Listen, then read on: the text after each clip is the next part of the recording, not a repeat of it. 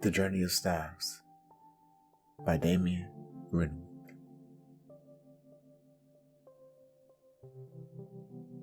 Limestone Revisited.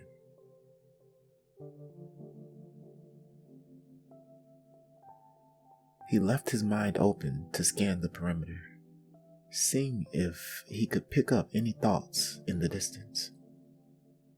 The gray landscape in front of him had many entrances, which looked like doors of different sizes and shapes.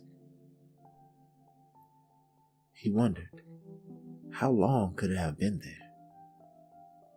Knowing his race of people had lived above ground for the last 40 millennia made his eyes squint.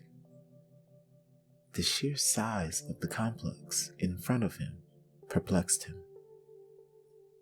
He stepped forward, surveying the ground with his eyes, listening with all senses as to know what was to be known. He could hear nothing but the grandeur of the design. He could feel himself being drawn in. The temperature began to fall as he walked away from the crown and toward the megalithic wall entrance in front of him. The wall length was at least a kilometer across. Still, in front of him, far off ahead, he could see an enormous head, which stood comparatively still whilst looking at him, watching him. He walked slowly until he realized he was not hallucinating or seeing an actual creation. The head was made of one large piece of rock. The full round face with some type of animal skin over the head reminded him of Pinpin.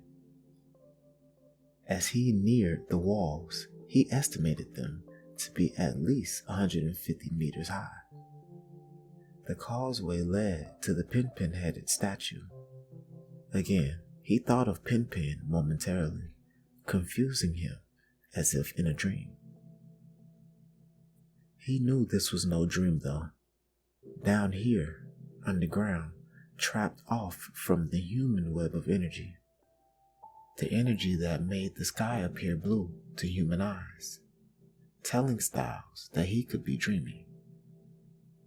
As his mind raced to understand why the impossible statue of Pinpin was there, he shuddered to think his life was nothing but a dream. He was able to not only access his early and suppressed memories, but also the memories of others. His thoughts were minuscule in comparison to what he saw in front of him, and for every second he walked, 1,000 questions came to him. Arriving at the entrance to the city, he looked at all the thousands of enormous rocks, all cut and elevated as if by magic into place. The sheer size of even the smallest rock hewn into the wall defied belief. Stepping forward, he saw the path in front of him come to an end. The Shiant head attached to a body that rose up in front of him as he came to a halt. The statue must have stood at least 143 meters tall and about 72 meters broad at the shoulders. At the feet of the behemoth, he could see yet more neon lighting. He was curious, but other than jump, there was no physical way to get down there. The Shiant statue had a strap around its wrist, as well as a round flower in the middle with 12 petals. In its hand was some type of mechanical device that seemed to look like a warp whistle. In the other hand was some type of fruit or nut, or possibly a pine cone. The Shiant was clothed in golden scales that covered the whole body, except for the face. He tried getting a better view of the back of the head, and as he did, he saw that the Shiant was clothed in the Shiant fish. The Shiant wore the skin of the fish like a hooded robe.